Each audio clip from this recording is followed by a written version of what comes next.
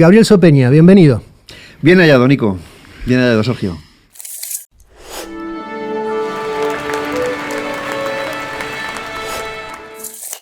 Hola, bienvenidos a un nuevo episodio de La Nave, el podcast que hacemos aquí en la Sala La Nave del estudio La Cafetera Atómica con Aragón Musical, para contarles historias de personas, músicas y personajes de la música aragonesa. Estoy con David Chapín y con Sergio Falsés. ¿Qué tal? Pues bien, porque celebramos el 25 aniversario de los premios de la música aragonesa, en este caso con alguien que nos va a enseñar muchísimo. Y además que ha recibido premio a su trayectoria, a su vida, en este caso musical, ¿no? Por todo lo que conlleva hablar de Gabriel Sopeña, que es un nombre de la música, viva historia de la cultura en esta comunidad autónoma. Gabriel es un tipo que atraviesa toda la historia del movimiento rock aragonés, por lo menos de las últimas 4 décadas. Hemos trabajado aquí en el año 2019, creo, 2017, 2018, cuando tenía Canal Saturno, ese programa tan bonito sobre cultura y música aragonesa. Los vivos se hacían aquí en la Sala La Nave y el hombre, bueno, acá desplegaba todo su conocimiento sobre las diversas tendencias musicales, además de que todo el mundo lo saludaba como si era como lo que es un referente de todo. Es una persona que da respeto cuando le entrevistas, hablas con él.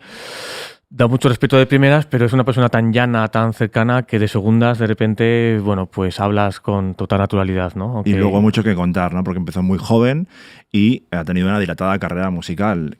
Ha colaborado con un montón de artistas, letrista, y bueno, sigue ahí publicando discos y libros, o sea que... Es un jovenzuelo. Uh-huh. Así que bueno, vamos a ver de qué se trató la entrevista con Gabriel Sopeña. Gabriel Sopeña, bienvenido. Bien hallado, Nico. Bien hallado, Sergio. En primer lugar, saludar a todos los oyentes, saludaros a vosotros, que es un placer para mí estar aquí en este estudio al que le tengo tanto cariño, a Nico, que es un maestro, y a ti, que a quien te quiero tanto hace tantos años. La pasión, yo creo que es una prerrogativa del carácter, sin duda, y claro, te la llevas puesta a todos los sitios. Es un poco como la poesía, ¿no? Es decir, no hay un lenguaje poético específico, pero es una prerrogativa del arte. Ajá. Tú puedes hacer arquitectura de manera poética o de manera épica, puedes hacer, o de manera pedestre. Puedes hacer cosas poéticas o de manera poética, ¿no? Puedes hacer fútbol de manera poética o lírica, o puedes hacer fútbol de manera épica, puedes hacer fútbol como si fuera un... Se puede aplicar a todas las facetas de la vida, y la pasión sin duda es así. Hay gente más apasionada y yo creo que sí que soy una persona muy apasionada. De hecho, a veces quizá demasiado. Si te acercas mucho a mí, a veces corres el riesgo de pegarte fuego. Así. Ya es interesante que nos hables de la vida ya en términos de literarios, lo épico y lo poético, más allá de otras categorías que vienen de otros lugares. Sí, creo que en el fondo, al igual que nos ocurre a todos, ¿no? Hay una parte sombría y una parte luminosa, y luego una zona de sombra en la cual todos nos manejamos pues como podemos en esa zona de sombra. Hay una parte luminosa sin duda, hay una parte de sombra, hay un Jekyll, hay un Hyde, pero evidentemente las categorías extremas yo creo que nos constituyen mucho en ese sentido. No conozco a nadie que sea capaz de dar lo mejor de sí mismo en una zona templada, ¿sabes? Me refiero en la creación. En la vida normal sí, pero en la creación es complicado. Es como aquel viejo poema de Bernardo Archaga que decía: la vida que yo veo anhela los extremos confines, el desierto, la selva y nada más. Uh-huh. Creo que es importante, ¿no? Si has visto más de 100 conciertos en tu vida, y las 3 personas que estamos aquí sentadas lo hemos hecho, si yo ahora os retase a decir, a ver, decidme los 5 mejores conciertos que habéis visto en vuestra vida, seguro que habéis visto que uno de ellos será un concierto especialmente técnico, quizá. Otro de ellos era especialmente vibrante, por lo que sea, porque había fuegos artificiales, porque os enamorasteis de una chica estupenda, uh-huh, porque fuisteis con unos amigos magníficos y hubo una canción que estuvisteis cantando toda la noche, o pero no hay zona templada. Y bueno, te voy a dar un concierto, estuvimos en aquel concierto que, bueno, no pasó mucho nada, no fue especialmente bueno técnicamente, no nos ha pasado... pero yo vine con una planilla y fui rellenando y me dio muy alto. Correcto. El promedio de todos los parámetros que sumé, entonces es uno de los mejores. Exacto. Eso no sucede nunca. Exactamente, eso no es así. Pero sí es cierto que utilizar parámetros emocionales en la creación es uno de los déficits que quizá yo encuentro ahora, sobre todo en las propuestas más jóvenes, ¿no? Yo sé que esto es políticamente muy incorrecto, pero quizá sí que es cierto que esa tendencia a la frialdad, a una relativa frialdad, me resulta chocante, ¿no? en la gente tan joven. Creo ¿Tú ves que en la música joven, que los chicos buscan en la creación una expresión más formal y menos romántica? Pienso que sí. Investigan más en la forma, en los sonidos, en la tímbrica que en los contenidos, digamos, líricos. Creo que sí. Creo que sí. Hubo una vez, hace unos años, quizá 2, 3 años, que tuve una conversación contigo, en concreto, y estábamos hablando ahí donde el piano y comentábamos y... me acuerdo que me comentabas, mira, yo cuando voy a interpretar algo con alguien, siempre estoy pendiente de la canción. Es decir, si cuestión distinta es que vaya a tocar, pues yo qué sé, con Liva Vilavecchia o con, qué sé yo, con Carlos Núñez, estoy más pendiente, por supuesto, entonces ya estoy con la música. Pero una canción vehicula 3 elementos fundamentales: la música, la palabra y el gesto. En ese sentido, creo que la gente joven, de manera intuitiva, estoy haciendo una generalización muy peligrosa, porque no quiero generalizar hay muchísimas y extraordinarias excepciones, pero la norma general, quizá con el acceso universal a medios que te permiten ser mucho más intuitivo, digamos, ahora no hace falta saber música para abordar. Tampoco lo hacía falta, se me puede decir, tampoco hacía falta hace 30 años saber música. Pero es cierto que el ir un paso más allá siempre te exige una disciplina teórica, ¿no? Tienes que aprender, alguien te tiene que enseñar, porque o puedes enseñarte a ti mismo, pero fijándote mucho en lo que hacen los demás. Eso no lo veo en la música actual. Se busca más, digamos, el perfilado formal, como decías vos, pero no sé, en general veo que sí que se carece de las otras 2 partes. Lo que es qué tengo que contar, una cosa es cómo lo cuento, pero qué tengo que contar, y el texto. Hay una cosa universal que me ha ocurrido siempre como compositor, y es alguien, no os voy a decir nombres porque es muy feo, pero nombres importantes que vienen y te dicen, no, es que tengo esta canción, tengo esta melodía, tengo este cifrado armónico, tengo este ritmo armónico, es fantástico, pero no sé qué contar. Amigo, usted no tiene canción. Es que usted no tiene una canción, usted tiene una ocurrencia aquí y lo que usted pretende es que yo saque de su cabeza y de su corazón lo que usted querría contar. Pues cuéntelo usted. O sea, usted no necesita un compositor, usted necesita un milagro. Es así, ¿no? Oye, pero hablar de la gente joven... No, ahora estaba hablando de la gente mayor. Estaba hablando de la gente mayor, porque en este caso, discúlpame que te interrumpa, de la gente joven, claro, ¿qué tiene la gente joven? Toda la capacidad de reacción, absolutamente toda la capacidad de reacción.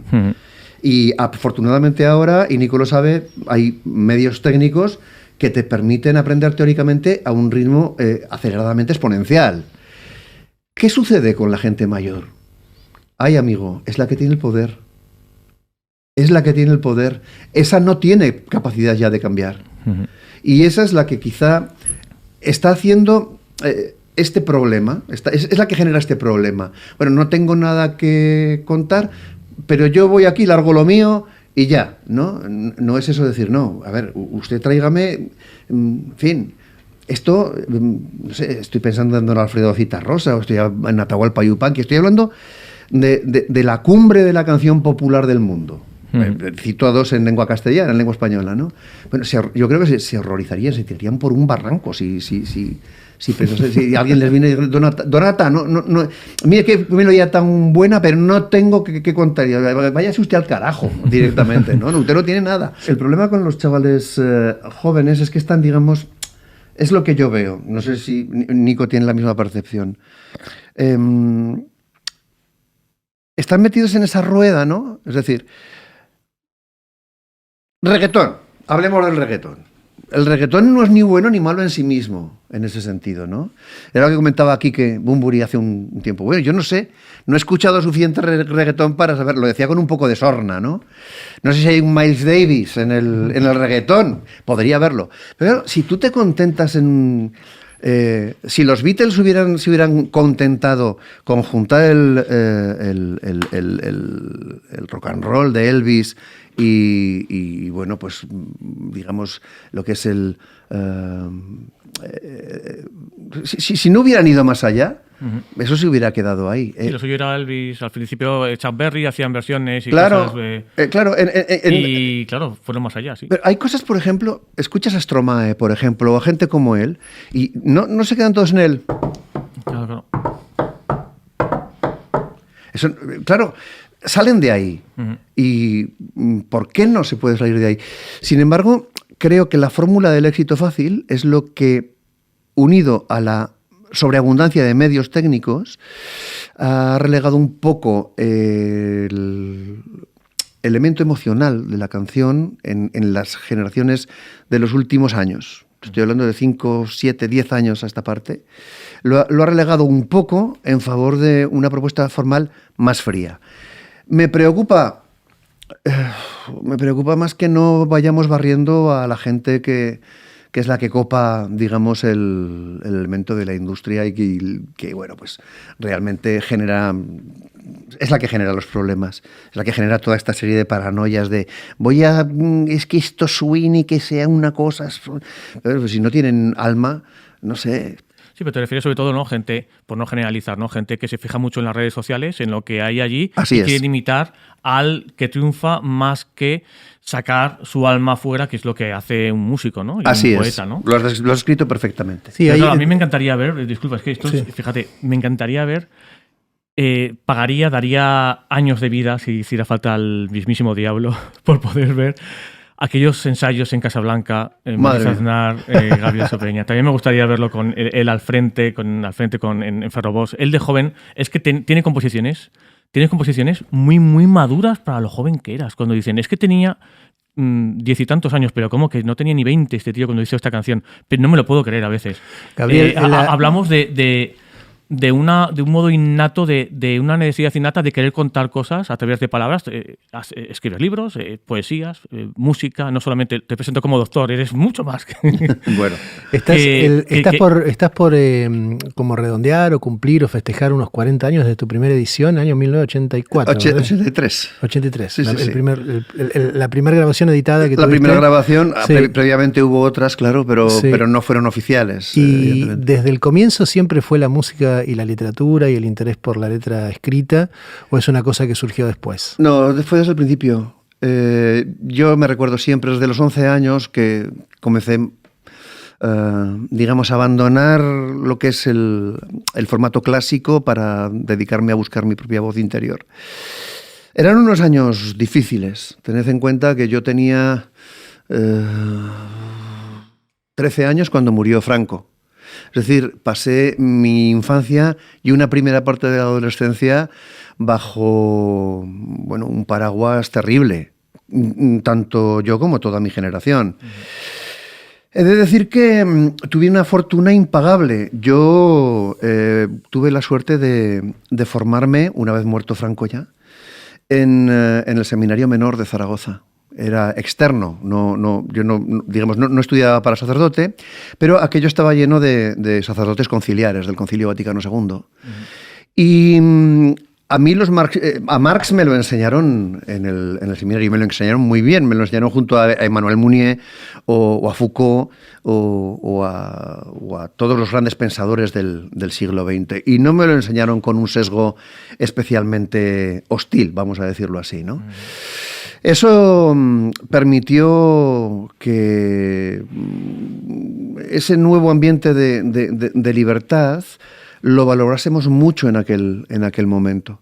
Porque yo de crío, os cuento una anécdota, de crío había visto a Labordeta, pero yo no podía ir a verla a Labordeta con 12, 13, 14 años, porque, claro, siempre había problemas. Lo que ocurre es que una vez vino a cantar debajo de la casa de mi madre, justo en la explanada de los Padres Pasionistas en Casablanca. Es decir, se veía el concierto, el recital, desde la ventana de casa de mi madre, desde el salón de mi propia casa, claro. Y estaba Labordeta allí sentado, fumando. Entonces fumaba. Y bueno, yo vi que allí se iba a armar alguna gorda, porque pasaba por allá, empezaban a pasar unos tíos siniestros, pero ridículos, como de película de Buster Keaton, ¿no? Unos policías con aquellos... sí, pero yo no... Faltaba Berlanga nada más. Correcto, yo no me atrevía a preguntar, ¿no?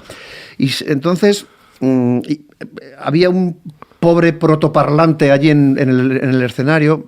José Antonio se está fumando, la guitarrita, todavía no había empezado a cantar. Había hecho una primera parte que yo había escuchado, estaba descansando y había un tipo que empezó su alocución: compañeros del metal y de las artes gráficas. Y entonces, sin advertir, el pobre incauto que tenía detrás de él a dos gorilones de estos entre ridículos y siniestros, que le estaban dando porrazos inmisericordiamente en la cabeza mientras él se intentaba proteger con su ejemplar de Mundo Obrero, que era un pasquín como un folio. Y luego se llevaron a José Antonio Labordeta, muy tranquilo, él iba muy tranquilo, seguía fumando, llevaba la guitarra en la mano, lo llevaban de los brazos, y en aquel momento yo con mis 12 años, ¿no? Estaba mirando abajo a la calle y no sé si es que me lo quiero imaginar, o no sé si es que sucedió así, y se lo conté a José Antonio en vida, y allá desde el cielo él no me desmentirá. Yo creo que me miró, creo que miró a la ventana y que nos cruzamos la mirada, yo en la ventana y él, que se lo llevaban, por supuesto, a comisaría en ese sentido. Por eso os digo que para mí fue muy importante tener esos referentes, ¿no? Tener a José Antonio Labordeta era como tener a Dylan en Zaragoza. Claro. Un poco, ¿no? Cuando hagamos la película con la vida de Gabriel, esa es la primera escena. Esa es la primera escena, sí, es como la historia, ahora que están tan de moda las historias de origen, ¿viste? Sí. De los superhéroes y todas esas cosas que te cuentan como una película entera sobre el asesinato del padre de Batman. Bueno, esa va a ser la primera. La primera escena va a ser Gabriel saludando desde la ventana a un Labordeta que se lo lleva a la policía. Sí, sí. Que no se te pase la inspiración, esto hay que apuntarlo ya, en el guión. Bueno, que queda grabado acá en el podcast. Sí. Pero bueno, sí es cierto lo que me comentaba Nico. Fue desde el principio, teníamos esa necesidad de expresar mediante todo. Por eso los 80 tuvieron una eclosión tan poderosa. En los 70 lo escuchábamos todo. Era una orgía creativa. Podíamos escuchar a Citarrosa, a Yupanqui, Zabinul, yo qué sé... la folk, canción de autor, todo, el rock, porque todo. además en tu obra también se cruza la canción de autor, se cruza el folclore, se cruza el rock and roll, se cruza de un modo muy natural, ¿no? Sí. Es como que escuchamos temas tuyos que son rock, claramente, y otros de repente es más canción de autor, otro más rock and roll, con más birras, pero realmente lo haces de un modo tan natural que es como que, volviendo al ejemplo de antes, si alguien quiere hacer reggaetón y tiene que ser así, porque sí, y no sale de allá, de ese ritmo, tú salías con una naturalidad pasmosa, de donde hiciera falta. Fundamentalmente por lo que comentaba antes, siempre uno... Si hay gente joven escuchando este podcast, por favor, que me crea. Que vayan a los conciertos en directo, a todos los que puedan. No puede uno imaginarse la cantidad de cosas que se aprenden en un concierto en directo. Es impresionante a todos los niveles. Bueno, vosotros lo sabéis perfectamente, pero hay veces que a mis alumnos se lo tengo que comentar. Esta noche hay un concierto en X o en tal lugar. No os lo perdáis. Pero estos son 4 mataos. No son 4 mataos. Tú crees que son 4 mataos. Vete a verlo, tómate una cerveza tranquilamente y cuando veas el concierto me lo dices. Pues yo los he visto varias veces y me lo cuentas. Se aprende muchísimo viendo conciertos en directo. Y si tú te atrancas siempre en... soy espectacular, soy lo mejor del mundo, madre mía, somos fantásticos. Afortunadamente siempre he tenido a mi lado grandes músicos que me han hecho ver, me han levantado un espejo, ¿no? Y me han hecho ver las limitaciones, que son lo que Es decir, yo soy un aprendiz, sigo siendo un simple aprendiz cuando yo me comparo con músicos de la talla pues de los que he dicho antes, Liva Vilavecchia, Jordi Pegenaute, no sé. Bueno, pero todo el mundo necesita tener un espejo, un modelo que se para progresar. Ellos dirán lo mismo de otras personas o de ti. Pero para progresar, hay que progresar. Gabriel, hablando de vuelta de ese comienzo, Mauricio fue tu amigo de la infancia. Sí. ¿Y fueron desde el comienzo como una especie de tándem para la escritura? ¿Cómo funcionaba eso? Pues sí. Os cuento otra. Yo creo que... bueno, lo que pasa es que nosotros ya habíamos nacido, ¿no? Porque la película de Penn Baker, la de Don't Look Back, de Dylan, es del 67, 68, después de la gira en Londres, creo, en Inglaterra. Bueno, hay un fragmento en el cual Dylan pasa por Denmark Street en Londres, que es la tienda donde venden todas las guitarras, todos los instrumentos de música. Y si recordáis, hubo un banco célebre español que hizo un anuncio con esa escena en la que Dylan comienza a jugar con las palabras y a alterarlas constantemente. Hay un cartel que pone, por ejemplo, ahora no lo recuerdo bien, pero dice, por ejemplo, el pájaro azul come manzanas. Manzanas del pájaro azul comiendo, y entonces empieza Dylan a hacer una especie de disparate de cadáver exquisito, pero él mismo, solo, consigo mismo. Sí. Mauricio y yo empezamos a hacer eso desde que tuvimos 11 años. Entonces él soltaba una parida y yo la seguía, ¿no? Por ejemplo. ¿Eran compañeros de colegio? ¿Eran compañeros de barrio? Nos encontramos en los billares del señor Pedro. Fue nuestro primer... ¿Dónde eran esos billares? En Casablanca. Claro, te estoy hablando, fíjate, no había muerto todavía Franco. Yo tenía 12 años y él tenía 11 o 10 y medio. Nos llevábamos un añito y medio, un año y unos meses. ¿Y qué hacían en los billares? Habría que verlo, porque la historia dice que era gente creativa, que hacían cosas juntos, y te los imaginas pensando, escribiendo, componiendo, pero vaya. Ganando apuestas en los billares. Más cosas. Estaban sacando pasta a los incautos en los billares a los 12 años. No, realmente Mauricio era un gran jugador de billar y aprendió ya de pibe allí, ¿no? De chaval. Y jugaba muy bien al billar español de 3 bandas. Entonces, lo que hacíamos fundamentalmente era juntar la paga. Entonces, 5 duros una partida de billar. Y luego 2,50, 2 pesetas 50, esto suena súper obsoleto, claro, pero era así, a jugar al millón y 1 peseta el futbolín. Y entonces lo que hacíamos era retar al resto de los chavales para pasar la tarde allí. Y luego, pues, algún cigarrito, ¿no? Caía. Pero fundamentalmente lo que hacíamos, ¿sabéis lo que era? Había una sinfonola.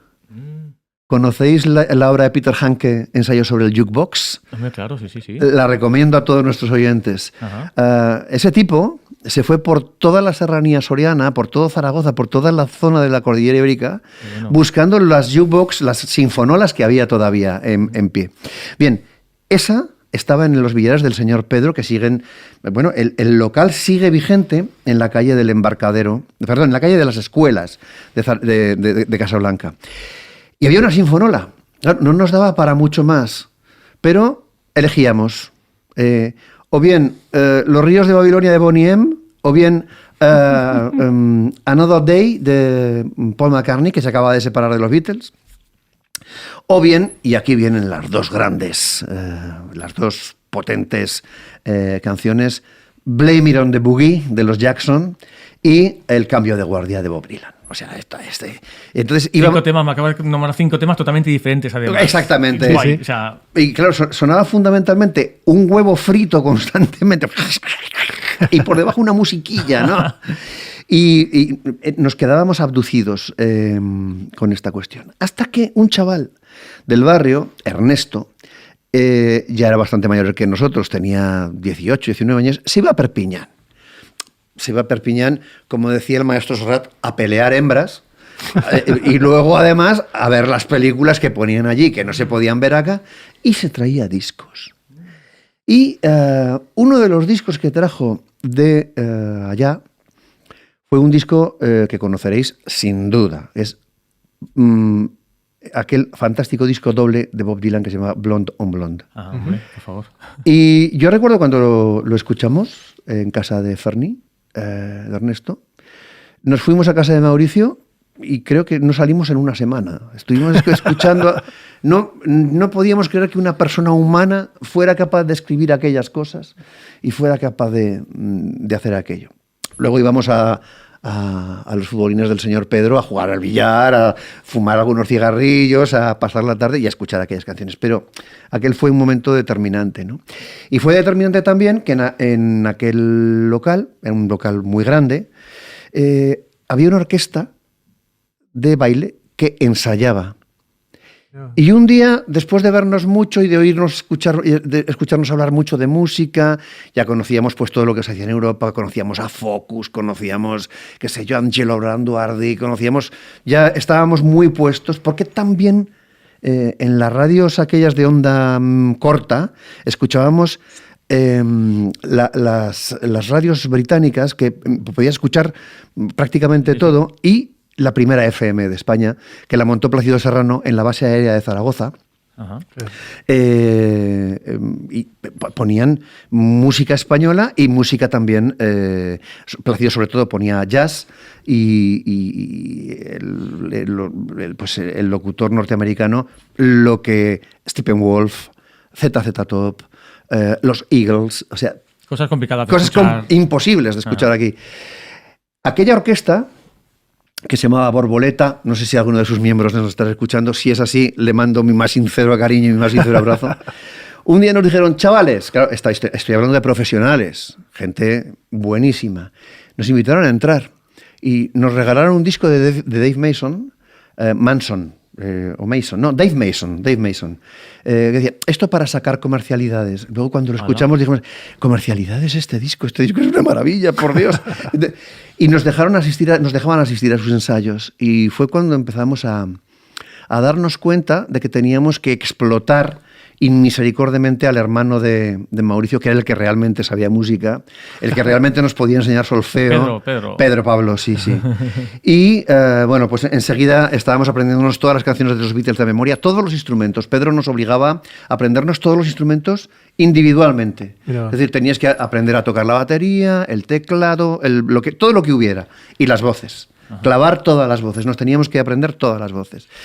Hay que decir que eso fue un aprendizaje tremendo. Pedro yo creo que es una de las personas más dotadas que he visto para la música en toda mi vida. Incluyo a la gente más grande. Pero él era una persona que tenía una memoria extraordinaria, una persona absolutamente enamorada de la música clásica, completamente fascinado por Bach y por Beethoven. O sea, sabía de memoria, sabía reproducir una partitura, la heroica de Beethoven, la sabía escribir de memoria. Ostras. La partitura la escribía de memoria. Y tenía un oído absolutamente espectacular. Un oído absoluto, además. Era capaz de reproducir una línea en cuanto... Era increíble. Así que eso es lo que hacíamos con Mauricio, en su casa, en la mía y en los futbolines del señor Pedro. El periodo que trabajaron juntos... ¿siempre fue así de escribir juntos? ¿Hasta qué punto trabajaban juntos o separados? Siempre, no trabajábamos separados prácticamente nunca. Aunque nunca tuvisteis un grupo juntos, en realidad, o sea, quiere decir... No, porque no nos hacía falta. Quiero decir que Mauricio y yo pensábamos que lo más importante eran las canciones, lo que queríamos expresar, y como siempre la podíamos cantar juntos con un piano o una guitarra, no había ningún problema. Los grupos eran, digamos, añadidos, ¿no? Tú te das cuenta de la peculiaridad, ¿no?, de ello. O sea, es una peculiaridad difícil de encontrar por el mundo. Un Lennon McCartney que tú dirás, ahora Lennon McCartney te has pasado, pero para la gente que escuchamos sabemos que no es tan disparatado. Te has pasado mucho, sí. Que no han querido unos Beatles, ¿no? ¿Sabes? Pero sí. Sí, porque en el fondo quien maneja las riendas del discurso es quien lo compone. Claro. Y en aquel momento, claro, a mí me pilló estudiando en Toulouse y recibí tanto la chanson francesa, la chanson europea, a la vez, en el 79, 78, la recibí a la vez que la New Wave. O sea, yo escuchaba a Blondie a la vez que a Brel. Y claro, cuando llegas aquí, lo lógico es, pues sí, buscar gente que te acompañe en un grupo, porque no había escuelas de música moderna, tenías que morir siempre al palo de lo que te enseñaban en el conservatorio. La armonía no era la armonía que tú querías escuchar. Claro. A nosotros ya nos interesaba otras formas de armonía, no el zamacois, ¿no? el que nos estaba arreglado en el conservatorio. Entonces, no sé, es verdad que nunca tuvimos la necesidad de tener un grupo juntos. Sí que es cierto que Mauricio en alguna ocasión quiso dejar de cantar, que yo le decía, el día que dejes de cantar te machaco la cabeza con un martillo pilón. Con algo que duela. Con algo que duela mucho. Porque vaya. Claro, y me decía, no, pero es que yo con los Más Birras necesito ponerme a tocar la guitarra. Le dije, no, lo que tienes que hacer tú con los Más Birras es coger un guitarrista que te quite a ti trabajo. Me dice, no, pero si tú cantases con nosotros, eliminaríamos muchos problemas de golpe. Pero te estoy hablando prácticamente ya al final cuando se iban a separar los Más Birras. Pero fíjate que incluso después tampoco montamos ningún grupo. Sí que has tenido colaboraciones con armónica, ¿verdad? Sí, birras, bueno, sí. Con Más Birras hice todas las segundas voces, todas las producciones de todos los discos. Alguna guitarra que no está acreditada y todas las armónicas, sí. La verdad es que sí. ¿Y en los directos? También en los directos, sí. Hasta que comenzó Mariano a ocuparse más de un poco... Saxo es un instrumento monofónico que... Llegó un momento en el que no tenía cabida en todas las canciones y Mariano se recicló de una manera admirable porque empezó a tocar el teclado y empezó a tocar la armónica cromática, además de una manera muy notable.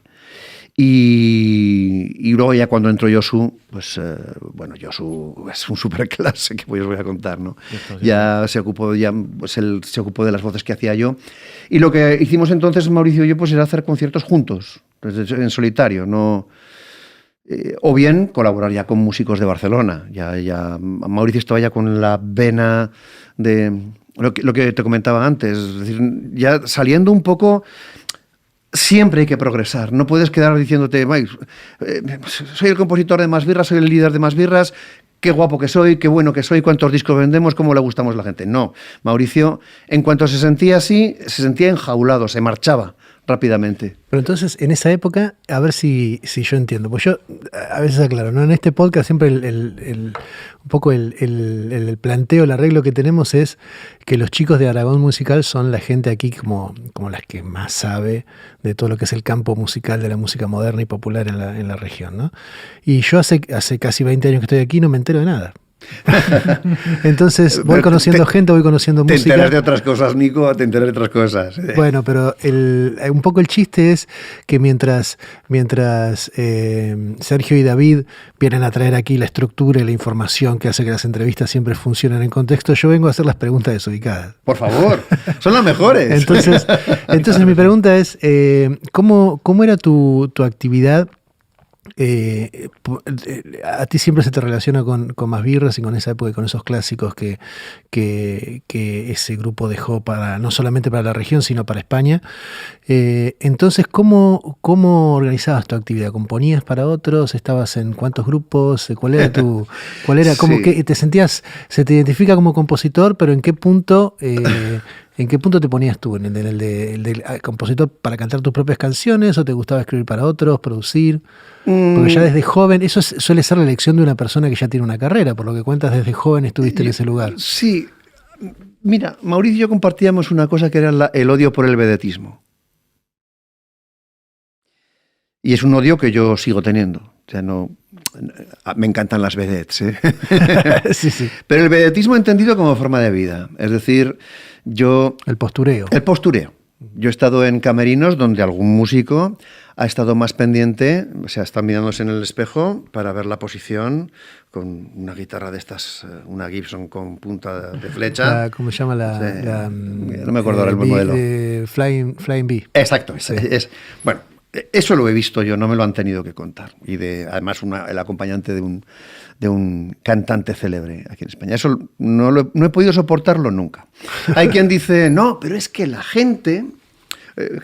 hoy creo que he leído unas declaraciones de Dua Lipa al respecto.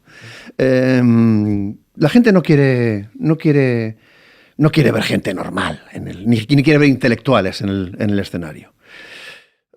Hombre, no lo sé.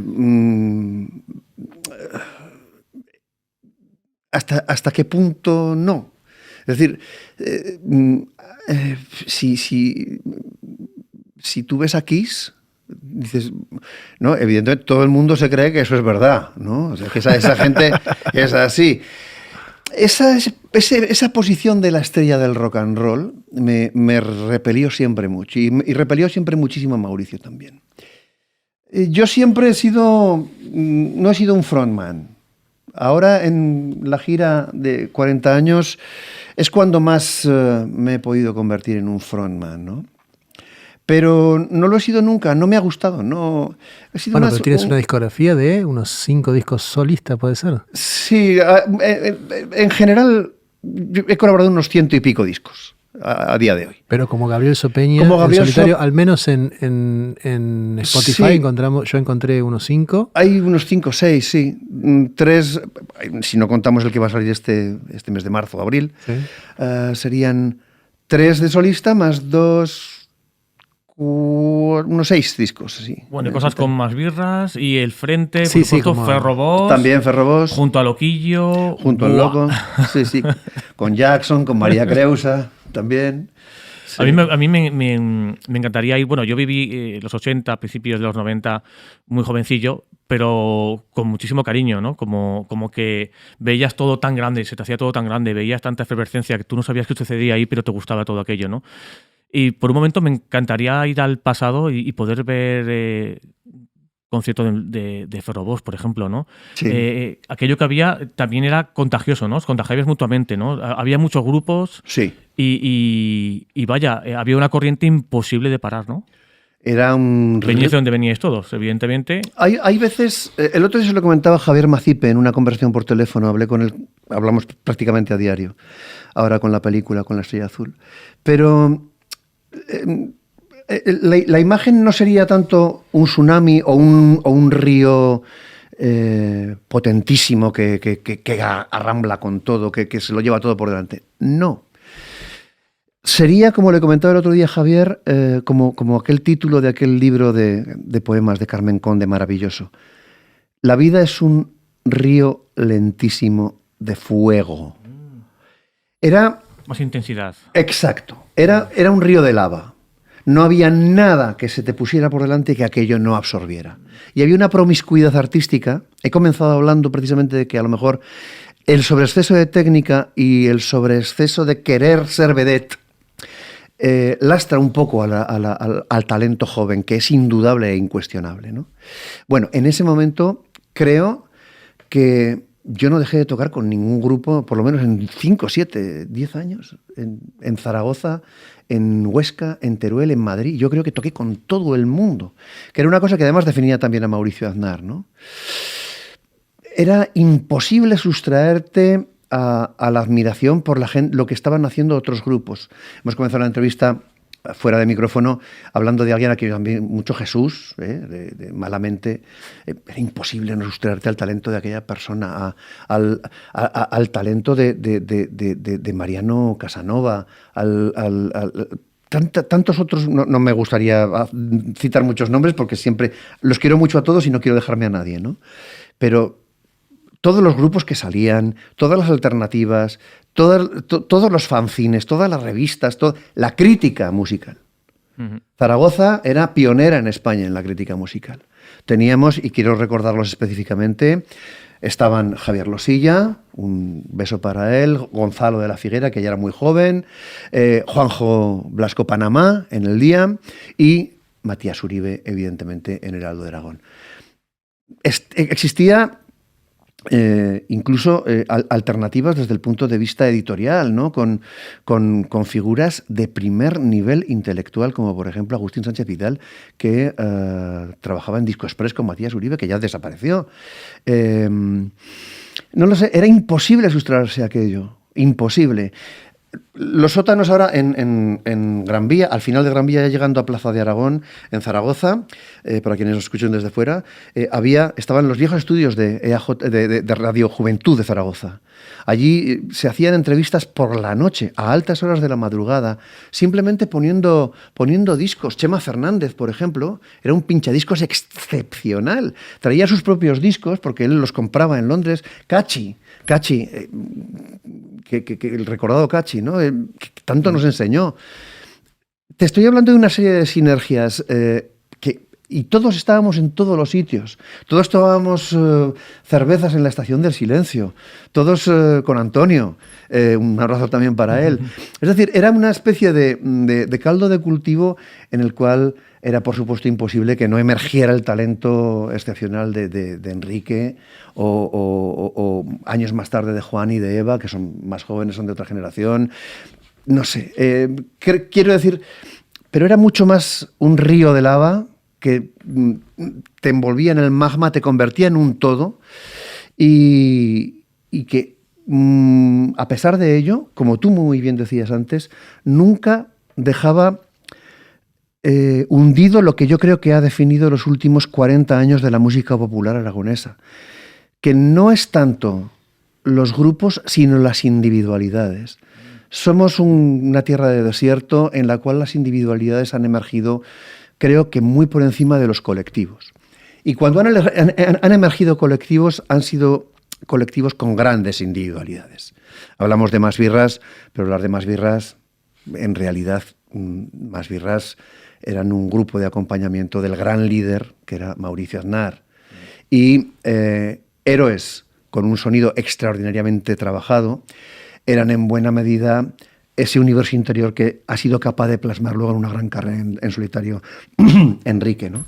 Sin desmerecer, por supuesto, a los grupos. Pero creo que esta es una gran tierra de individualidades. Lo digo porque antes me comentabas que por qué Mauricio y yo nunca habíamos hecho un grupo. No hace falta. No sentíamos esa necesidad. Sentíamos la necesidad de tocar con Jordi Pegenaute o de irnos a Barcelona a recibir clases al SMUC.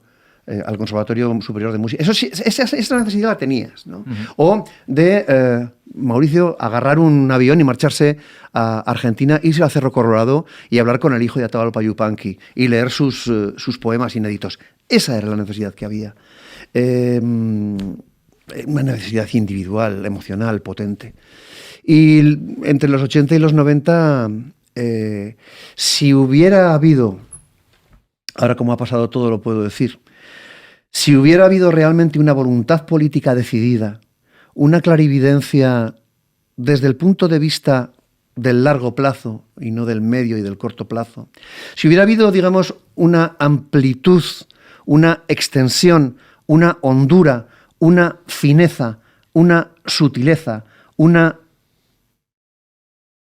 curiosidad por parte de los políticos aragoneses de aquel tiempo, muy probablemente nuestra comunidad estaría ubicada en un nivel de autoestima y en un nivel de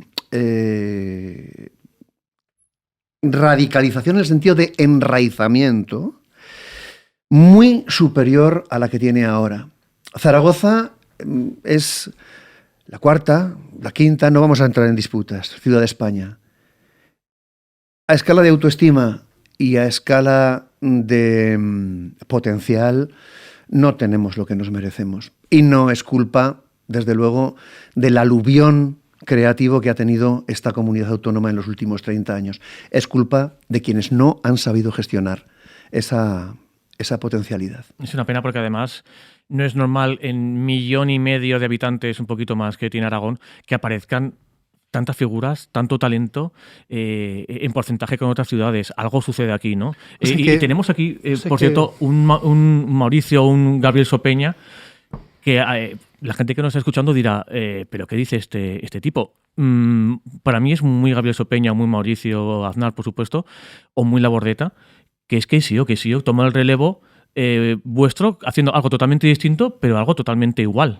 Quiero decir que no hablamos de algo tan diferente, ¿no? Al final es un poeta, es un escritor fantástico y es un buen músico que hace algo sin guitarra, ¿no? Sí. Pero pero el relevo está allí, ¿no? Sí. ¿Sabes que cuando yo vine a vivir acá, en realidad vine un poco de visita, luego la vida me dejó aquí. Tengo mi familia, tengo mis hijos, mi mujer aquí. Vine hace unos 18 años ya. Y una de las cosas que más me impresionó, y yo alguna vez lo he mencionado en otros programas, es esto de Aragón Musical. Ni bien los conocí a los chicos, les dije que me parecía hace 15 años.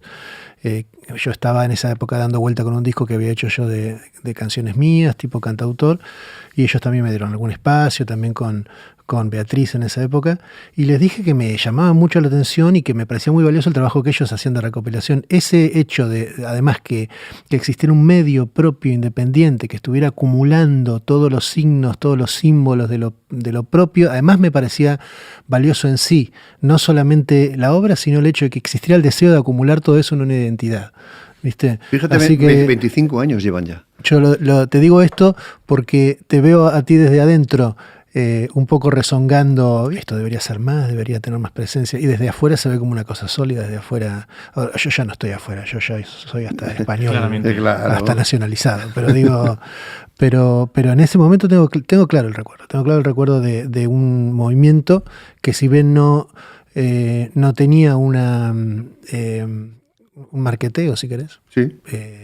Hacia afuera, cuando uno empezaba a ver las personas que habían salido de aquí, que bueno, no eran docenas, pero había 3, 4 nombres que uno ya conocía afuera, decía, hostia, esto tiene una identidad. Yo es que desde de crío, de un modo totalmente inocente, no sé por qué, la gente estaba muy orgullosa por ahí fuera de la movida madrileña y tal, pero yo me sentía orgullosísimo de la movida aragonesa que conocía perfectamente. Y conocía perfectamente los grupos que había entonces. Yo era un crío, pero me encantaban, me llenaban, me compraba maquetas, me compraba discos.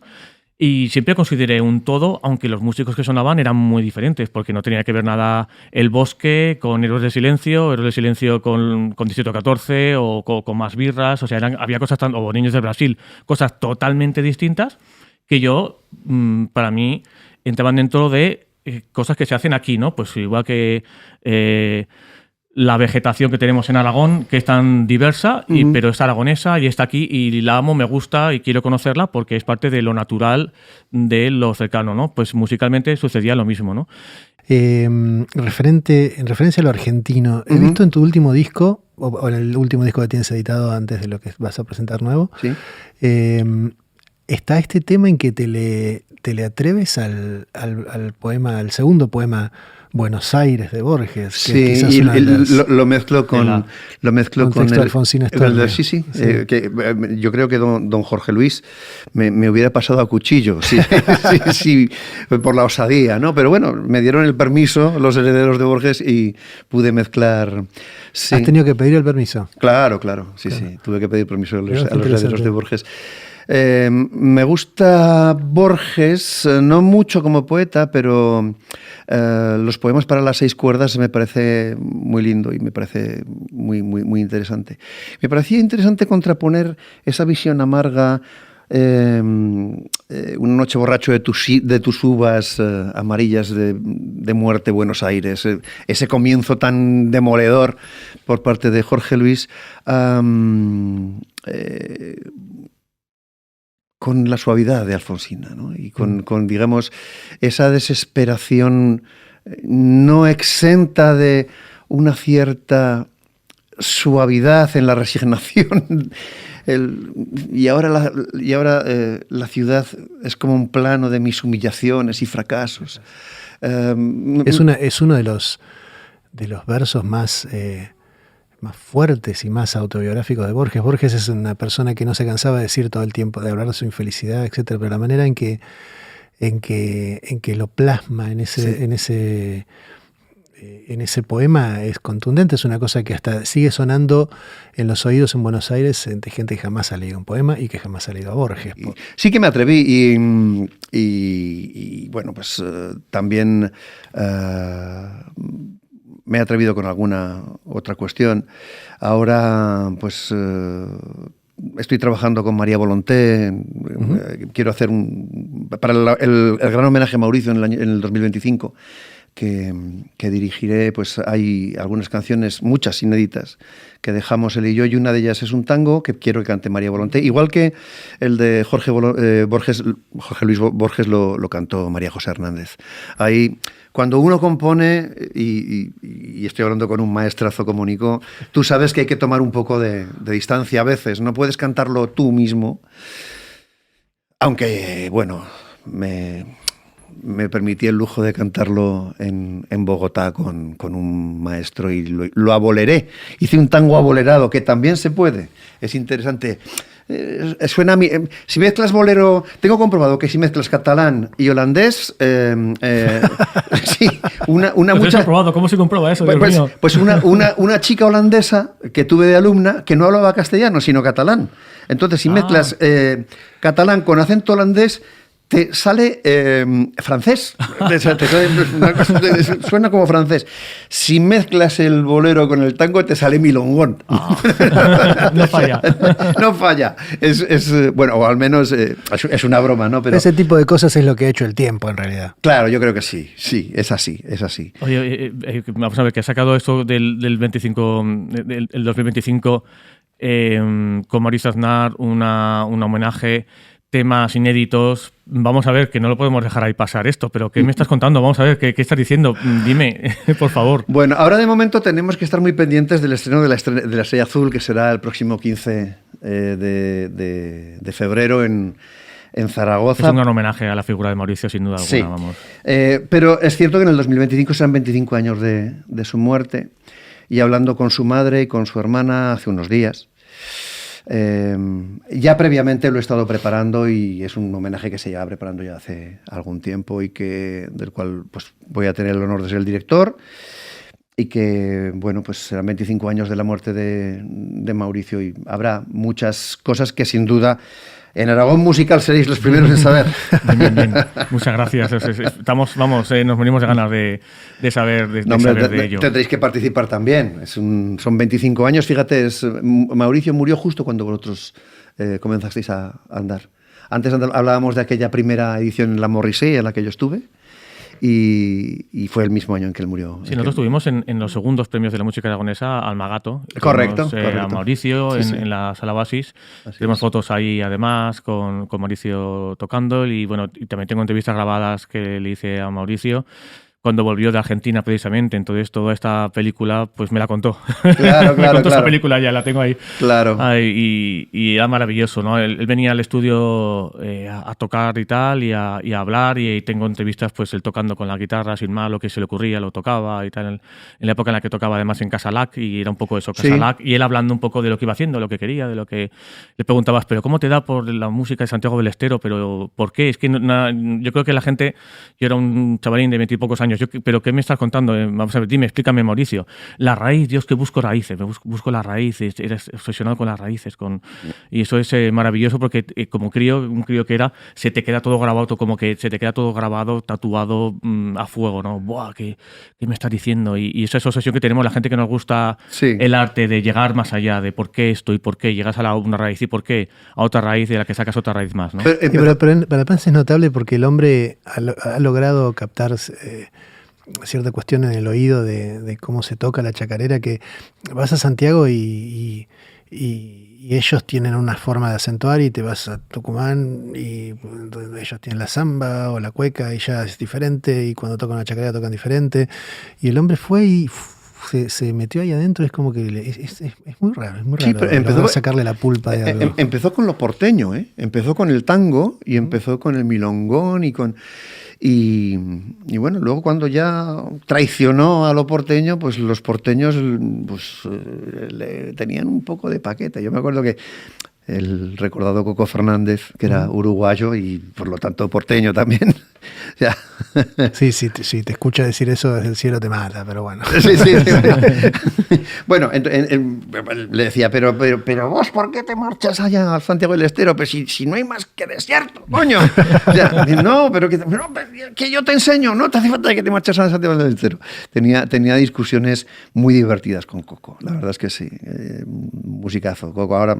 Sí, bueno, es que al final la música, Coco era un tipo que manejaba un montón de lenguaje de manera pero al final es eso, ¿no? Es la abstracción de una serie de fórmulas sin despreciar, pero digo, al final es eso, transformar todo un lenguaje en ciertas abstracciones que por ahí son acertadas, ¿no? Si yo te enseño más o menos cómo tocar la chacarera, al final más o menos te va a salir algo parecido, pero lograr que te suene al gesto de los Carabajal o que te suene al gesto del Cuchi Leguizamón o qué sé yo, eso puede estar toda la vida. Mauricio contaba, oye, ¿y a qué has ido ahí? Dice, no, yo he ido ahí a compartir, yo comparto mi música, algún tema mío y tal, lo toco y tal ahí con la gente de ahí. Y me dijo, ay, va, qué bueno es esto, ¿de quién es? Y dice, de Atahualpa, de Yupanqui y tal. Y colaba, y digo, ya le he colado una, ya está. Y con eso dice, ya está, yo he ido ahí a... Yo no decía nada más que, sí, es de Yupanqui y listos. Gabriel, así que compositor, productor, músico, cantante, pero escritor también. Bueno... ¿Cómo es esto? En el fondo yo creo que me gusta comprender las cosas y sobre todo conversar, ¿no? Creo que aprender. Y la forma de aprender es no limitarte hasta más allá de donde tus propios límites te indiquen. Quiero decir, evidentemente, yo no sé, no me voy a poner a tocar el saxofón ahora. Está fuera de propósito. Pero siempre me recuerdo desde que soy un niño escribiendo. En el fondo todo es escribir. Hablamos ahora, pero el podcast no deja de ser una escritura electrónica, ¿no? En ese sentido, no sé. Bueno, tú hablas muy como escribes, o sea, realmente... Cuando alguien tenemos un lenguaje un poco menos... Bueno, es que es difícil tener tu lenguaje, la verdad. Bueno, no sé. Sí que es verdad que es una escritura. O sea, te estamos escuchando, yo te estoy escuchando y no quiero nada más. Yo digo, yo no quiero preguntar nada, quiero que siga. Porque realmente estás escribiendo cada cosa. Y escribes bonito, además, como una letra, ¿no? Se ve la letra, los trazos, ¿no? Totalmente, ¿no? Es algo innato, ¿no? Está claro. Vamos. Es hacerse mayor también. Bueno. Es hacerse mayor. Y cuéntanos la historia de este Cantar 40. Mira, esto fue cuando me lié la manta a la cabeza y dije, bueno, vamos a celebrar 40 años porque no sé si podré celebrar los 50, tú. Es verdad. Y bueno, tuve la suerte, tuve la fortuna de que mi madre, que murió en junio, este junio, pudo verlo editado y está dedicado a ella, ¿no? A Quinita, mi madre, con amor infinito. Y fue un poco pues una deuda que tenía conmigo mismo, pero claro, hay canciones que dices, caramba, y aquella canción del 84 que salió en aquella cinta de cassette que ni siquiera había un vinilo y que ¿por qué aquella canción? Era buena aquella canción, ¿por qué no? Y aquellas canciones de aquellas maquetas, que entonces eran como discos, porque tú ibas con tu demo, se grababan las demos con muchísimo cuidado, y tú ibas al programa, allí a lo de Cachi, o ibas a lo de Pedro Elías, o ibas a lo de... Bueno, quien fuera, quien tuviera Miguel un Mena. Miguel Mena, exactamente, muy bien traído a colación, un besito para Miguel también. Ibas allá, ¿y por qué aquellas canciones que sonaron tanto... Que también tienen un registro, que salieron incluso en vídeo en lo que entonces era Radio Televisión de Aragón? Ahora voy a reeditar también, te comentaba antes que los discos del Frente de Ferrobos, pero también los viejos vídeos. ¿Por qué no? ¿Por qué no recogerlo todo en un libro con un pequeño estudio introductorio y con pues la opinión acerca de cómo me ven? Porque el perfil te lo ven mejor los demás que tú. Tú no te ves el perfil. Vamos, es preferible que el perfil te lo vean los demás. Y fue la razón por la que Luis Alberto de Cuenca y Magdalena La Sala me hicieron el honor de hacer los dos prólogos y el gran Octavio Gómez Milián me hiciera el estudio introductorio. Me negaba que fuera alguien de mi edad o mayor que yo. Prefería que fuese una persona de la generación anterior, precisamente para que me viera mejor el perfil, y le di, por supuesto, libertad absoluta para Octavio, además, un gran conocedor de la literatura aragonesa ya y lo creo. De la música. O sea, es un amante de la música aragonesa ferviente, vamos. Octavio es un sabio, es un sabio, me parece un gran apasionado. Un gran apasionado. Sí, a mí me pasó con Octavio cuando hice el disco aquel que te comentaba hoy, que envié el disco yo no me conocía a nadie, de nadie, pues me conocían las 3 personas que me habían visto llegar. Y envié el disco a varios sitios, y en esa época Joaquín Carbonell lo escuchó, me hizo una crítica muy bonita, la verdad. Y Octavio fue muy generoso. Había escuchado en detalle todo el disco y había hecho un comentario sobre cada canción y además de que es elogioso, que puede haber, eso también va en gustos, ¿no? Digo, pero el hombre se tomó hizo un comentario sobre cada canción realmente habiendo encontrado la singularidad de cada canción. Y eso me llamó muchísimo la atención eso es lo que tú dices, ese amor por ese trabajo de crítica, ¿no? Porque cuando a ti te dan el nuevo disco de no sé qué, de Bob Dylan, igual te tomas un trabajo porque sabes que seguramente va a haber alguien y la gente que te va a estar leyendo va a estar esperando que tengas esa visión profunda, pero cuando estás haciendo un comentario sobre un disco que no conoce nadie, tranquilamente uno puede hacer una generalidad y el hombre se tomó el trabajo y fue... Los días de Octavio tienen como 72 horas y tal. Sí. Y tiene el triple de neuronas que tú y que yo. Sí, vamos, que yo muchísimas más, claramente. Tiene un corazón grandísimo y para mí ha sido un verdadero privilegio que haya accedido a hacer este proyecto. Y bueno, pues va hasta el 2023, incluso llega hasta el disco inédito, que va a salir en el 24, pero lo hemos metido en el 23 porque, bueno, aprovechando la coyuntura, pues ya lo dejas ahí y ya está. Yo espero poder celebrar los 50, pero no sabe uno nunca, porque somos mortales y finitos y bueno, pues va uno cumpliendo años y aunque pues uno está muy bien, no sabe uno nunca lo que puede ocurrir, ¿no? Cantar 40 y la gira también, ¿no? Que acompaña, que al final se complementa, ¿no? Una gira celebrando 40 años... ¿Cuántos? Ha habido como una veintena de conciertos. Sí. Estamos hablando de una buena gira. Una buena gira que cerramos precisamente el día 3 en Barnasants, que es quizá el festival de autor más prestigioso de España. Y me apetece mucho cerrarlo además en Hospitalet, en el Auditorio Barradas, porque allí es donde iban a tocar siempre José Antonio Laboreta, Joaquín Carbonell. Siempre iban a tocar allí, les gustaba. Yo he tocado varias veces en Barnasants, cerré un año en las cocheras de Sants, en la vieja estación, cuando yo estaba viviendo en Barcelona hace muchísimos años, hace un montón de años. Pero este cierre me resulta muy especial. Me resulta muy especial porque se cierra gira, se inicia disco, se inicia reedición de otras cosas. No sé, la verdad es que me gusta sentirme además en este ambiente que Aragón Musical describe también en su página web pionera, que fue pionera, fue una de las páginas. Lo que el otro día declaraba un poco cuando me dieron el premio Artes y Letras de Heraldo de Aragón, ¿no? Yo creo que Aragón vive ahora una edad de oro, sin ningún género de dudas. Hay desde el folk, no voy a citar nombres, gente que está renovando, que está abriendo tantos caminos en el rock, en el pop, en el jazz, en la música clásica tenemos gente espectacular en este momento. Y no voy a citar nombres porque los quiero mucho a todos y siempre te dejas alguno. Aquí siempre entras en algún agravio. Pero me siento verdaderamente bendecido por poder vivir esta época. Viví esa que has comentado tú, la de los 80, aquel río lentísimo de fuego. Pero vivo también esta que me parece especialmente interesante.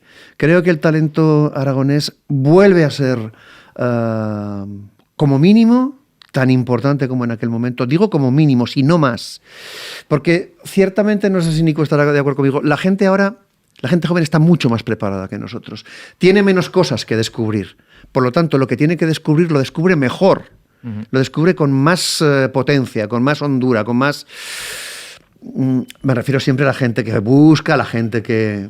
No me refiero a los que te comentaba al principio, ¿no? Que se instalan en la frialdad de lo establecido, etcétera, etcétera, ¿no? Por ahí aparece Don David, que lo veo, no sé si aparece por in person. Me siento bendecido por estar en esta época. La gira ha sido fantástica. Tengo que agradecer a todo el equipo. Somos 10 personas en la carretera y pues, mis 6 músicos son espectaculares. José Luis, los voy a mencionar. José Luis Seguer Fletes a la batería, Eva Lago a las segundas voces, Julio Calvo Alonso a la guitarra, Jorge Gascón a la guitarra y Óscar Carreras al piano, con la dirección musical y el bajo y contrabajo de Guillermo Mata, que si hubiera nacido en Nashville tendría un Maserati a la puerta de su casa, 2 criados, un palacio, pero tuvo la... Hemos hablado con mucha gente aquí sobre ese asunto, ¿no? Sobre que incluso en la gran meca del capitalismo en todo sentido y el musical en particular, que es Estados Unidos, los músicos tienen que en algún momento pasar por los 2 o 3 centros en los que la industria sucede, como son Nashville, si estás en el tema del folk, o en Los Ángeles, obviamente Nueva York, Chicago.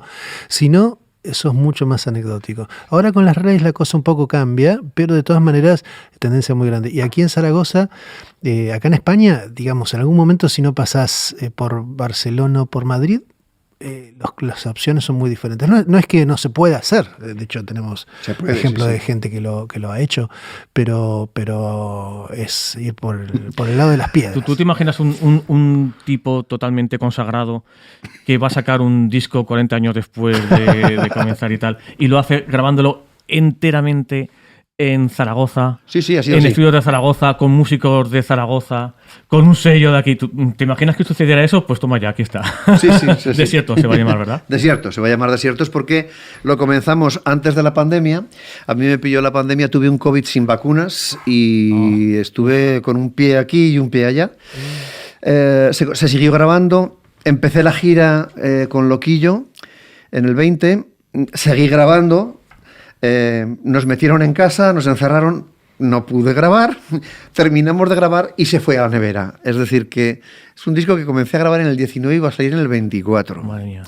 Entonces, claro, lo he titulado Desiertos porque ha sido una gran travesía y una travesía en la que espero que todos hayamos aprendido a jerarquizar bien lo que son los valores frente a los intereses, a jerarquizar las emociones creativas frente al postureo y la autenticidad frente a lo que realmente no va a ninguna parte.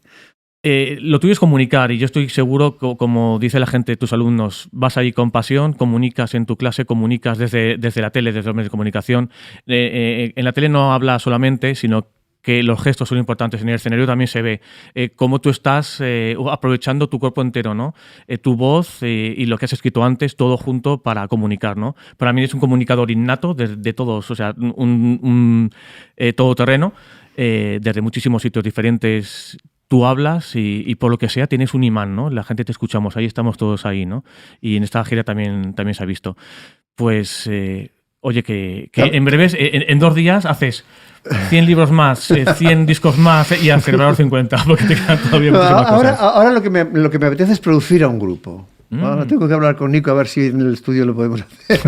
me apetece producir algún grupo joven, como hace muchos años que no produzco ningún grupo joven, como fue Caso del Bosque, por ejemplo, ¿no? Ajá. Me apetece, sí, dejar ya, digamos, a gente ya más granada, más madura, ¿no? Un grupo joven. Bueno, ya lo tengo grabado esto, así que no sí, va a poder decir que no. Esto como contrato, esto vale, ¿no? Me tienes que hacer buen precio. Un contrato oral. Me tienes que hacer buen precio en el estudio. Pero si los estudios estamos regalados ahora, Gabriel, estamos buscando forma de trabajar porque la gente se autoproduce. Claro, es así. Y hacen mal.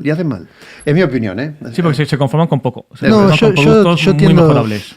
Yo tiendo a tratar de entender los cambios. Claro. Y aquí en este espacio que tenemos aquí en el estudio que se llama La Nave, que es esta sala, y el podcast se llama La Nave por esta sala también, es un poco contracultural en el sentido contracorriente, porque no es un estudio que esté pensado como se piensa en los estudios de grabación ahora, que son lugares pequeños donde uno graba incluso a veces ni siquiera acústico, ¿no? Donde todo es electrónico, todo es señal digital, salvo algún micro, etc. Este es un lugar para que venga la gente y toque toda junta, ¿no? Un lugar de una sala de 70 metros cuadrados donde... De hecho, hoy hablaba sobre lo que pasa a nivel folk y a nivel música académica y sí, lo que yo digo un poco que no me entero de nada, pero bueno, sí que me entero bastante de esa parte del movimiento aragonés, porque esta sala particularmente ha resonado, no por casualidad, sino porque era mi plan cuando la diseñé, ha resonado entre los músicos que hacen música acústica, ¿no? Que son los folk, los jazzeros, la gente que todavía está buscando el sonido en el aire y no tanto. A mí me apasiona la electrónica y la música digital y todo lo que sucede dentro del ordenador, pero digo... Sí, pero eres un pianista de jazz. Eres un pianista de jazz. Ya no, que no te escuchen decir eso los que saben tocar. Pero sí, sí que también la música la vivo de otra parte y me formé de otra parte. Entonces sí que hay hay un movimiento muy grande a ese nivel, ¿viste? Pero bueno, a mí me parece que cada época tiene su lenguaje y hay que tratar de entenderlo.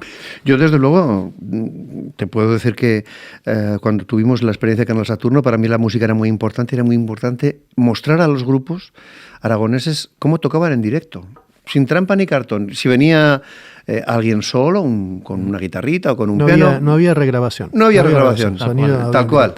Directo. Y esto fue muy importante, porque, y quiero decirlo, hubo grupos en este estudio que, claro, tampoco había producción. Ni tú, ni Rafa, ni yo les decíamos...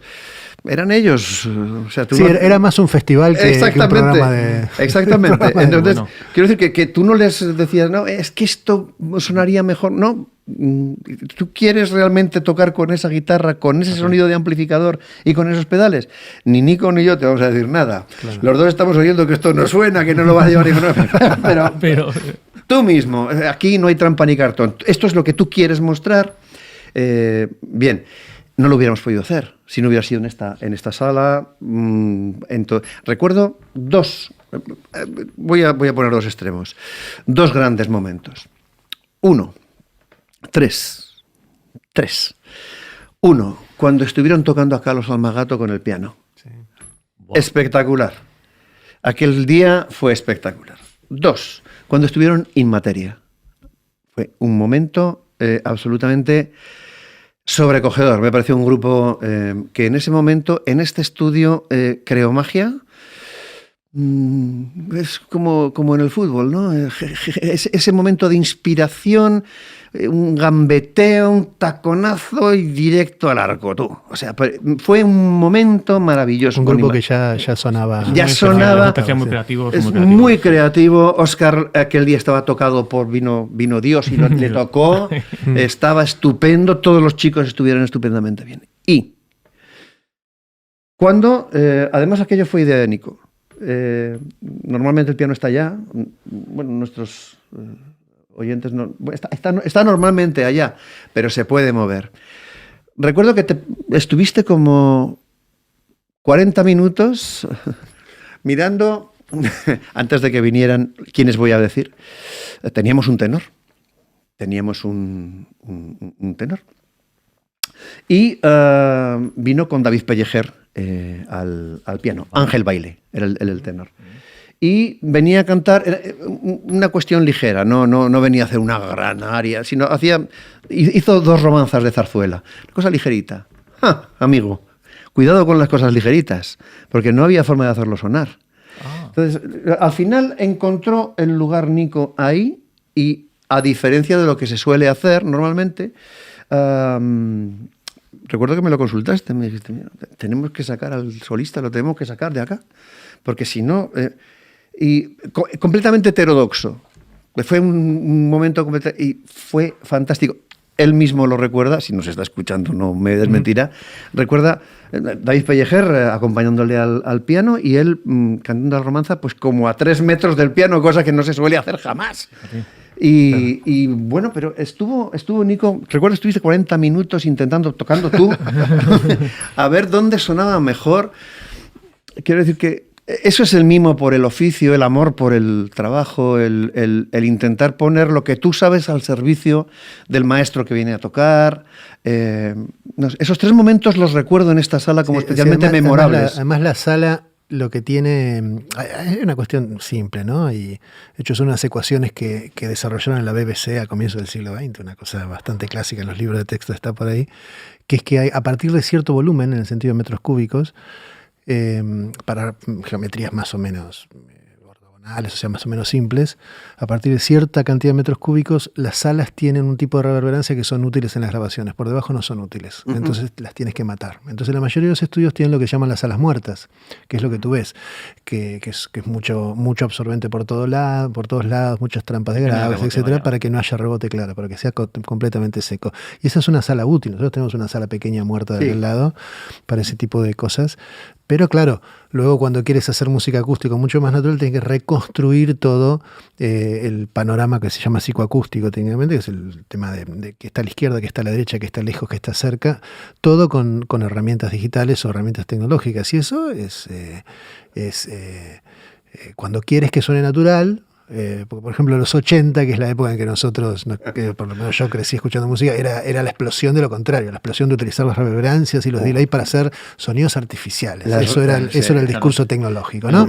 El redoblando hacía tenía una reverb. Una reverb invertida ya. Claro, ese tipo de cosas, con puerta, no, bueno, pero cuando tú quieres que algo suene natural, partiendo de una sala muerte, eso es bastante más difícil. En cambio, cuando ya tienes una sala que está viva, es buscar el donde poner el micrófono. Y a todo el mundo tocando a la vez. Claro. Se va generando una especie de chorus natural, ¿no? Que es un poco el secreto del funcionamiento de una orquesta, ¿no? En Desiertos también has hecho algo así, ¿no? En Desiertos también habéis tocado a la vez, habéis hecho algo como muy natural. Eso lo digo para que la gente se le ponga los dientes largos, que sepan que la cosa promete mucho. Es que yo ya soy un poco antiguo y claro, yo recuerdo de cuando tocábamos con Más Birras en los estudios Torrelaguna, me recuerdo siempre cantando con Mauricio mirándonos, ¿no? Un poco como cantaban Simon y Garfunkel, ¿no? Se estaban mirando, los Everly Brothers, se cantaban mirando. Entonces te dicen, no, es que hacíais unas voces espectaculares. Sí, claro, había que equilibrar las voces, pero si te miras y te ves, y pues Ángel Barco, el gran Ángel Barco, que fue productor de Pequeñiques y de muchos otros grupos históricos de los 60, que era el ingeniero de sonido, con una Harrison analógica. A Nico le va a encantar esto. Es que tenían los botones como las lavadoras. Sí. Impresionantes. Claro, todo eso luego se refleja.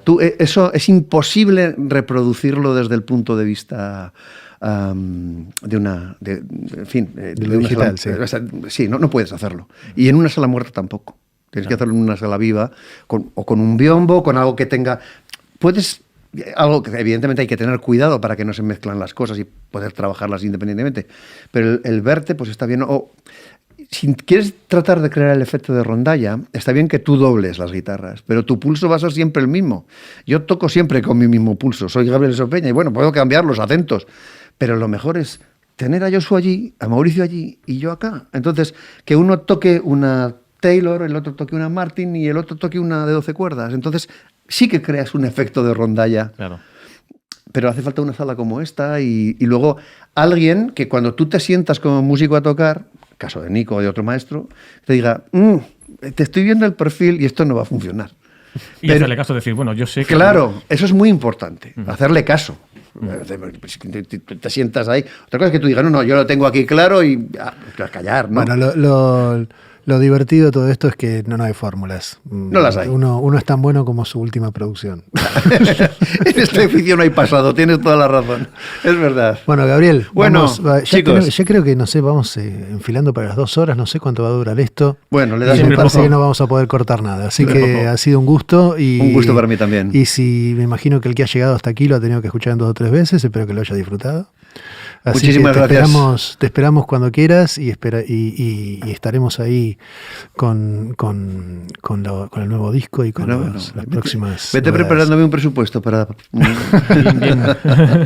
Muchas gracias, Gabriel. Siempre aprendiendo, siempre nutriendo. Muchas gracias por esta nutrición. Me voy bien cenadito, bien Muchas comido, gracias. bien, según como la gente nos haya visto por la mañana, bien desayunado, por la tarde, por la noche, pero muy bien alimentado, ¿no? ¿Cuándo sale? Pues estamos en eso. Visto lo visto. Es que no te quiero poner en un aprieto. Ya, porque es que me falló la preproducción. No. Maqueteamos mal. El día 3 acabamos la gira de febrero, acabamos en Barcelona. Lo que cueste fabricar el vinilo.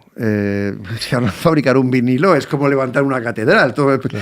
Cuesta muchísimo. Les cuesta mucho a las empresas fabricar un vinilo. Ya somos 5 los que grabamos vinilos.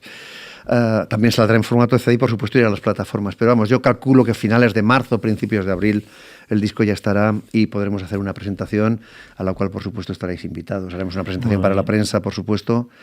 Y sí, yo creo que en abril. Pero ahí me has pillado, no te sé decir fecha. Para desgracia de mi compañía.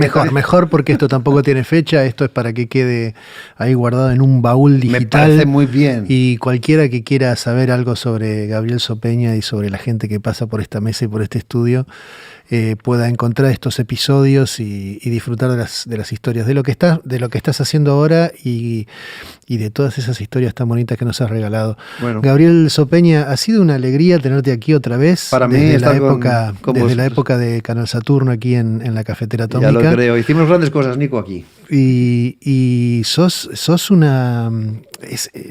Es feo decir, ¿no? Eso es una parte de la historia, porque es como decir, ya te vamos a Eres inofensivo. meter en una caja y te vamos a poner en un estante en una biblioteca. No, creo que aparte, no solamente por tu incesante actividad musical desde hace esos 40 años que estás festejando, pero además como nodo de cultura y de música, porque tu actividad también pasa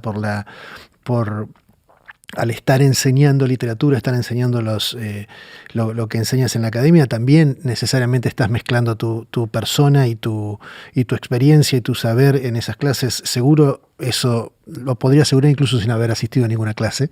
Y además sos un nodo de cultura al haber producido contenidos, como se dice ahora. Antes le decíamos simplemente programas de televisión o de radio. Has estado siempre buscando dinamizar, entonces no es que seas una parte de la historia, sos una pieza del movimiento cultural aquí, viva e importante. Así que es una alegría y es un honor tenerte aquí y haberte disfrutado todo este rato. Tu generosidad exige mi devoción, Nico.